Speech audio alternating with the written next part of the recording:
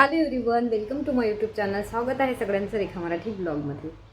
तर आताच मी बाहेरून आलेली आहे आणि आता तुम्ही म्हणाल की माझा गळा तुम्हाला सुना वाटत असेल, पण खूप जास्त गरमीमुळं पूर्ण रॅशेससारखं झालेलं आहे पाठीमागे, म्हणजे घामोड्यासारखं वाटत होतं. तर मी लगेच काढून घेतलेलं आहे आणि त्या दिवशीसुद्धा मी काढलं होतं. आता बाहेर गेली तर घातलं होतं थोड्या वेळ, आता काढून ठेवलेलं आहे.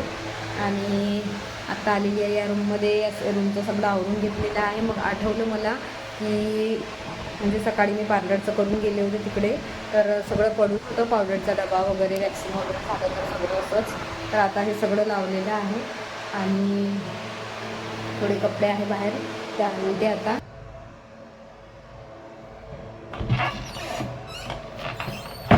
तर आता हे ठेवून दिलेलं आहे मी.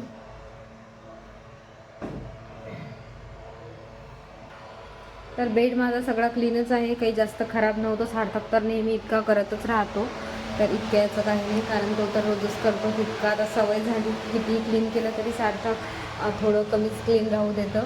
तो वाजता करूनच ठेवतो. तर आता सार्थक खेळत आहे बाहेर, तुम्हाला दाखवते. हे बघा,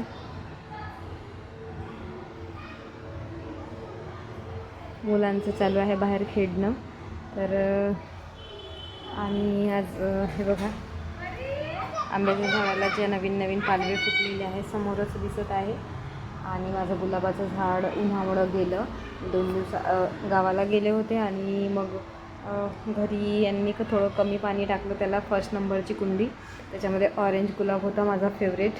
तर माहीत नाही गेलं, म्हणजे आता थोडं ते सुकल्यासारखं झालेलं आहे. मी त्याच्या फांद्या कट केल्या, होऊ शकते त्याला नवीन पालवी येणार.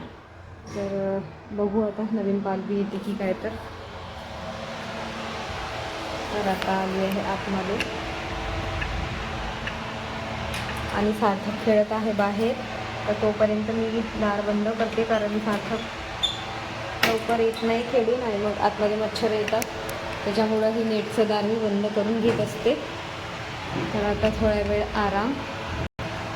तर उन्हामुळं खूप जास्त उन्हाळ्याचा धूर होतो, तुम्हालाही माहिती आहे. आणि माझ्या घरासमोर जो रोड आहे तो तर बिलकुलही म्हणजे चांगला नाही आहे. तो थोडासाही पूर्ण उखरलेला आहे. सिमेंटचा होता तर बरेच वर्ष आधी, आणि जेव्हा सिमेंटचा बनवला तेव्हासुद्धा तो चांगला बनलाच नव्हता. त्याच्यामुळं खूप जास्त धूळ उडतो.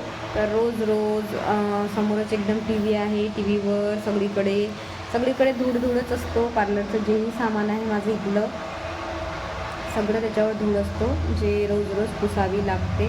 तर एक दिवस आड मी करत असते ते. जसं माझ्याकडे एक दिवस आड नळ येतं, तशाच पद्धतीचं त्याचे असतं. जर ज्या दिवशी नळ येतं त्या दिवशी सगळं क्लिनिंग होते माझं, कारण मग छान कपडेसुद्धा मशीनमध्ये टाकले जातात. जे डस्टिंग वगैरे करते मी, पुसते वगैरे, तर कपडे निघतात धुळाचे वगैरे. मग त्याचसोबत विंडो वगैरे साफ करणं, हे सगळं करते मी. कारण हा विंडो एकदम या साईडलाच आहे, तर म्हणजे रोडच्या साईडला, तर या विंडोवर मी रोज खूप जास्त धूळ बसते ते सुद्धा. आणि पार्लरचे छोटे मोठे हे सगळे मिरर ते सुद्धा, त्याच्यावरसुद्धा रोज धूळ बसतो. आणि हे सामान जे पार्लरचं लावलेले आहे ते ग्लास, त्याच्यावर पण सगळं म्हणजे बाकी सीझनपेक्षा उन्हाळ्यात जास्तच बसते आणि ते मला आवडत नाही. तर खूप जास्त घाण होतं. आज खूप जास्त सगळं क्लीन केलेलं आहे सगळं सामान. आणि म्हणूनच मग आता या टायमाला सगळी जास्त कामं झाले, तर या टायमाला आता कमी कामं आहे.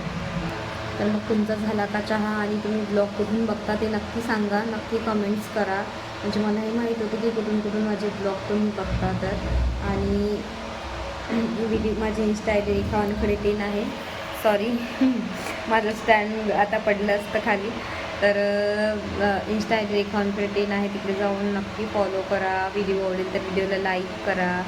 आणि या चॅनलवर जर तुम्ही नवीन असाल तर प्लीज चॅनलला सबस्क्राईब करा, बेल आयकॉन प्रेस करा, म्हणजे जेही रेखा मराठी ब्लॉगची नोटिफिकेशन्स आहे ती सगळ्यात आधी तुम्हाला मिळते. तर चला मग भेटूया उद्याच्या ब्लॉगमध्ये. आजसाठी इतकंच.